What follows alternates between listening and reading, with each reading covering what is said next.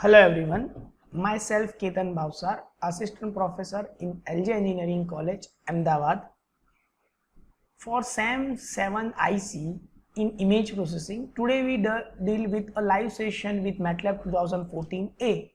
As you all know, in previous session we discussed about MATLAB, and we also perform a basic task which is related to how we can write, how we can read the images, but this all the tasks we perform in a presentation point of view. But in today's session we work on the live software, and I tried to write each and every code myself in MATLAB 2014A, and then we debugged a step-by-step programming skill and how we can use a basic command to improve our programming skill. So now we move to the topic. Now when you start your MATLAB, it's look like this basically. As you can see, this one is your current folder, this one is your workspace, this one is your command history. So it look like this basically when we start a MATLAB. Now after starting the MATLAB, you have to write down the code. But suppose you write down the code here like this, something like this: a is equal to 3, b is equal to 4, and you want to try to edit it, then you cannot edit at all. Because the reason is very clear, because command window is generally used for execution of the real-time data only. You cannot perform or you cannot write down the whole programming command window. So definitely we have to take one script, and for taking the script we have to go here and take a script. After taking a specific script, you can see it's look like this. So we have to write down like CLC, close all, and clear all. You have to write down these three commands on initial basis, because as we already discussed in last session, CLC is generally used for the clear the command window, close all is generally used to close the existing files and figures, and clear all is generally used to clear whole command. So now we want to see that, as you can see here, something like we can write down something and you want to clear it, then we write down the CLC. There you can see this command will work and clear whole the line. Similarly, you want to clear a workspace, then we have to write down clear all. So as you can see, your whole program or your whole project is clear here. So clear all is generally used when you want to clear your whole project. Close all is generally used when you want to close your existing files, figures, and plots. And CLC is generally used to clear the command window. Now suppose after writing these three lines, suppose we have to read the image, and for reading the image we have to go into the C drive, or we have to take some images and you have to paste in command or current folder. So I already paste here image like a.jpg. Fine, you can go into the my computers, and there are some images. You can take any images like this. Suppose I take my logo as our college logo as input data. So you can see as my logo, I will take the logo. So finally I just rename it for removing the complexity like this. Fine. Now I have to read that particular images. Then what exactly I have to read? I have to take one image like I is equal to I am read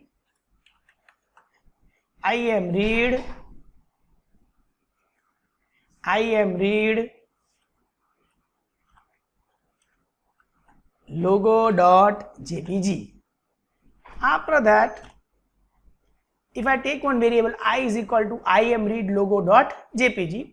So now what exactly you can see, when you write down a run command, or when you press on the run command, it will asking you to save the file. Suppose I have write down here practical number 1. Yes, make sure that you cannot use a space or any other alphanumerical concept.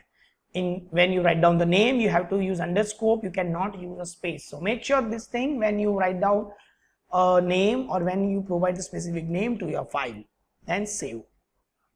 As you can see here, I just write down the run, it will run. You cannot see any error here, but you cannot see the image. But yeah, definitely you can see the image over here, as you can see. in terms of the matrix point of view, suppose I double click on this particular frame, it look like this. So as you can see, so image is also in terms of the matrix only. You can see this image size is 130 into 143 into 3, means row, column and dimension, and the data type is unsigned integer 8-bit. But now if you want to see the image, then you have to use a command. It's imshow of I. Then I save this particular file and again run. Now you can see your logo is look like, your images look like this. This image is same as this one, but this one in terms of the matrix point of view and this one is in terms of the graphical point of view. Suppose you want to see the internal values of each and every pixel, because in chapter number 1 already we seen the image have a number of color shades available. It's 2 raised to the power of 24, and with help of the R, G and B we can design any type of colors. So now we go into the depth and then see imtool command is really used to show the property of image. So now after writing, I have to save this file and again run it. Yeah, it's imshow file. Now you can see it's imtool file. Now you want to see the each and every pixel, then click on the pixel value. Now you can see these are the pixel values. As you can see, when I try to rotate it, it will look like this. When you use a minimize, and you can see when we want to see the particular pixel of particular place, then you can also identify like this, as you can see. So we can see each and every pixel value. As you can see, if you go to the white color, then it's near to 255, and when you near to the black, then it's near to the 0, 0, 0, 0, 0, near to 0 value. Yeah, like this. Yeah, it's near to 0. It's dark blue, so it's near to the 0, as you can see, but near to 255 or near to white, it's look like 255. So you can see the pixel value also with help of the imtool command.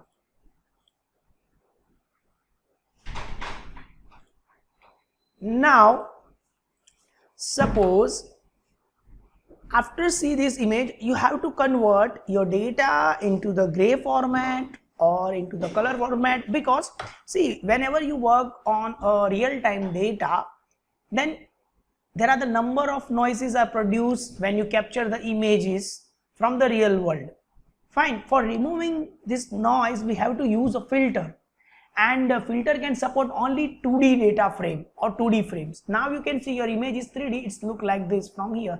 It's multiplied by 3, so it's a 3D, or we can say it's a color image. Now for converting in gray, we have to use one command over here. It's like I1, I have to take one variable I1 RGB2 gray, and then I have to convert and take one variable I.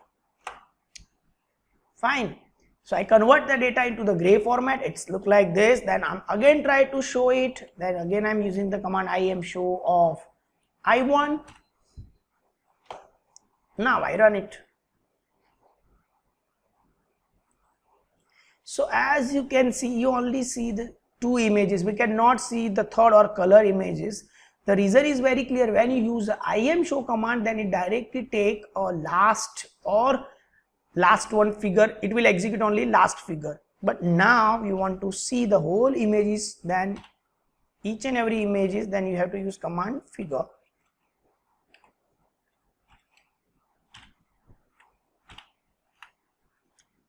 Now you can see it's figure. As you can, this one is your original image, this one is your gray image, and this one is your pixel value. Now suppose you want to see the pixel value, then again you can fire the same command. It's like imtool of I1. It's F5 you can press for execute.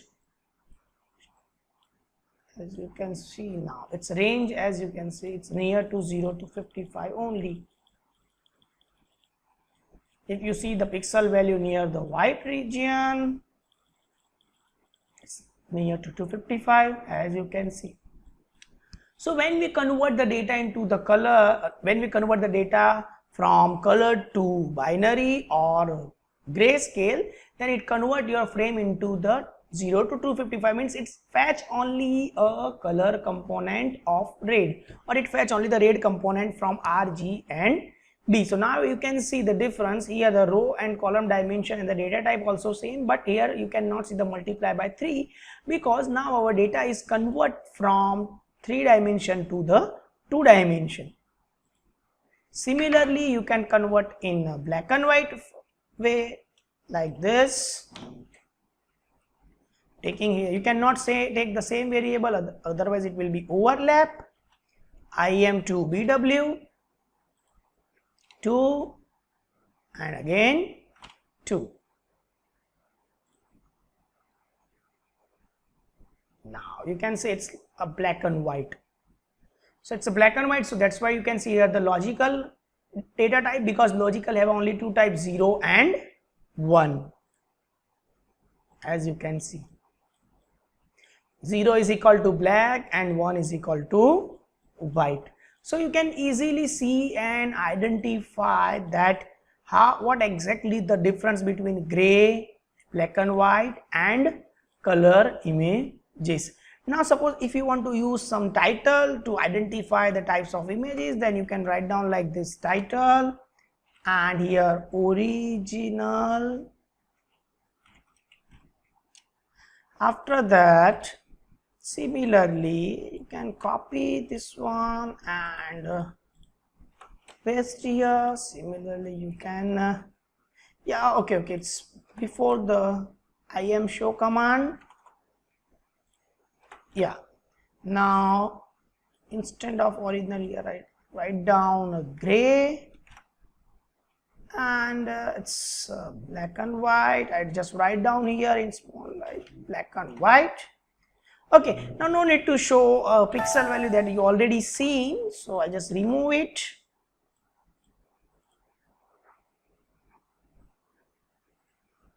Just a moment. As you can see, now we run the command. Okay, just a moment, it's figure I1 and I2. Save the file and run it. In original, okay, now I'm getting the idea.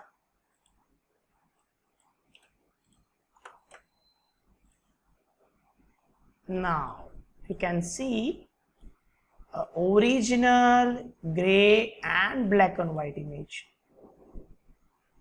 So now you can easily identify that how you can read the image, how you can convert into the gray format, how you can convert into the black and white format, and now you can see the different types of 3 images. And suppose you have to write down in one particular line, then you have to use here command subplot. Here we have 3 images, so 1, 3, 1. Similarly, here I have to take 1, 3, 2, and similarly I have to take here 1, 3, 3. So now again run this file, so you can see your 3 images in execute on only one single figure or one single window. So now it will show your execution time, and as well as you can easily see the different types of frames in one particular line. So I hope that you definitely get the idea about what exactly the MATLAB is and how you can read the different types of images, and how you can convert into the gray and black and white format, how you can use subplot command, and you can also see that we can also write down like this, like 3, 2, 1, there's 3, 1, 2, and also here it's 3, 1, 3. So now it will show in a particular column format. So in the both the way you can write down. Fine. So I hope you like this session, and if you have any doubt related to the MATLAB and related to the program, so you can contact me. So thank you.